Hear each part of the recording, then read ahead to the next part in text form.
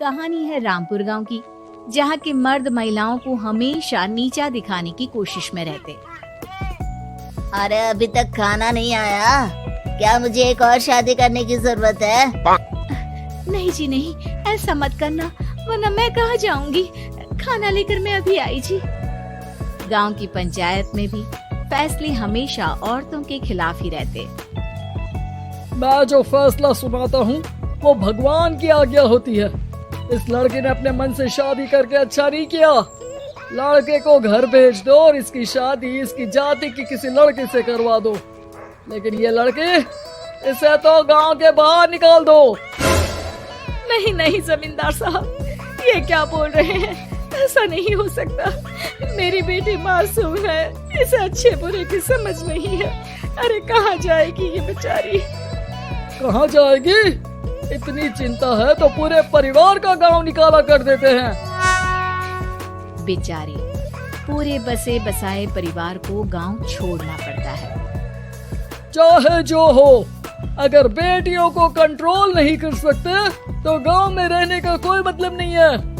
यहाँ औरतों को दब कर रहना होगा। कोई भी अपने हिसाब से कुछ नहीं कर सकता, सब ईश्वर की मर्जी से ही होगा। तभी गांव का एक आदमी दौड़ा दौड़ा आता है। सरपंच साहब, जमींदार साहब, वो कालिया है ना, उसकी बेटी पढ़ने के लिए शहर जा रही है। अच्छा, ये कब हो गया? और कालिया की हिम्मत कैसे हो गई ऐसा करने की? लेकर आओ उसे और उसकी बेटी को। बस फिर क्या था, हाजिर हो जाते हैं कालिया और उसकी बेटी सरपंच के सामने। अरे कालिया, ये क्या सुनने में आ रहा है? बेटी को इंजीनियर बना रहा है तू? और ये बता, गांव में तो स्कूल नहीं है, फिर कहां से इतनी क्लास पास कर गई तेरी बेटी?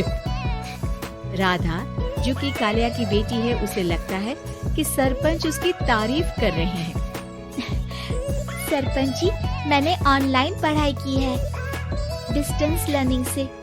सभी में मैंने अच्छे नंबर पाए हैं, जिसे देखते हुए शहर की इंजीनियरिंग कॉलेज में मुझे स्कॉलरशिप मिली है। वाह जी वाह, क्या होती है ये? पहले तो ये बताओ, फिर आगे की बात करते हैं। पूरा गांव राधा की बात सुन रहा था और राधा बोलती जा रही थी। तो ऐसे मैं फ्री में एक अच्छी शिक्षा लेकर गांव में जो कुछ परेशानियां हैं, जैसे बिजली, पानी और इंटरनेट जैसी समस्याओं के लिए काम करूंगी। मैं गांव को शहर से जोड़ने के लिए पुल का निर्माण करवाने का प्रस्ताव रखूंगी। मुझे पूरी उम्मीद है कि जल्द ही हमारा गांव भी तरक्की की राह पर चल पड़ेगा। राधा की बात सुनकर सारे गांव वाले ताली बजाने लगते हैं। सरपंच को समझ नहीं आता कि वो क्या करे। चुप रह नादान लड़की, गांव के खिलाफ जाने के लिए तुझे गांव से बेदखल कर दिया जाएगा, वो भी पूरे परिवार के साथ। और हाँ, अगर ठीक से गांव में रहना चाहती है तो ये पढ़ाई लिखाई छोड़ दे। हम तेरे लिए गांव का कोई होनहार लड़का देखेंगे। तभी गांव का एक आदमी बोल पड़ता है। अरे नहीं नहीं सरपंच जी, राधा बिटिया जो बता रही है, अगर वैसा हो जाए तो हम लोगों को पैसा कमाने के लिए बाहर नहीं जाना पड़ेगा। हाँ जी, और ना ही कोसों दूर पानी के लिए भटकना पड़ेगा। हमारे बच्चे भी अच्छी पढ़ाई कर सकेंगे और आगे बढ़ेंगे, ना कि हमारी तरह खेती करते बैठेंगे। क्यों गांव वालों, राधा बिटिया का साथ देना चाहिए ना। सरपंच देखता है कि गांव राधा के साथ है तो वो चुप हो जाता है। वो घर आकर अपने सलाहकार से बात करता है, जो बहुत ही चालाक किस्म का इंसान होता है। अरे सरपंच साहब, आपको बहुत ही होशियारी से काम लेना पड़ेगा। एक बार गांव तरक्की कर गया, यहाँ के बालक पढ़ लिए तो कोई ना पूछेगा आपको। और फिर ये जो बेटा और बेटी है ना आपके, इनको भी आम लोगों की तरह ही जीवन जीना होगा। हाँ, लेकिन करे तो क्या करे? वो ना आप मुझ पर छोड़ दीजिए, बस मैं जैसा बोलूं करते जाइए। अगले रोज सुबह जब गांव वाले सोकर उठते हैं तो राधा के घर के बाहर और साथ ही वो लोग जिन्होंने राधा का सपोर्ट किया था, उनके घर के आगे लाल रंग से कल आऊंगी लिखा होता है। कल आऊंगी, ये क्या होता है? अरे यह तो खून से लिखा है, लगता है कोई भूत प्रेत या चुड़ैल का साया है। चलो सरपंच जी के पास चलते हैं। सभी सरपंच के पास जाकर उसे सारी बात बताते हैं। और ये तो बड़ी मुश्किल की बात है। चलो मैं एक बाबा को जानता हूँ, उन्हें बुला लेता हूँ। सरपंच बाबा को लेकर गांव के घर के बाहर जाता है। ओहो, तो ये वो चुड़ैल है जो उन लोगों को निशाना बनाते हैं जो गांव को बदलने का सपना देखते हैं। वो गांव को ऐसे ही संपन्न देखना चाहती है, वो नहीं चाहती कि कोई बाहरी यहाँ का कायाकल्प करे। क्या तुम लोगों में से किसी ने गांव को बदलने की सोच रखी है? तभी राधा की माँ रोते रोते आती है। मेरी राधा घर से गायब हो गई है। अरे कोई तो बचाओ, मेरी बच्ची कहाँ गई?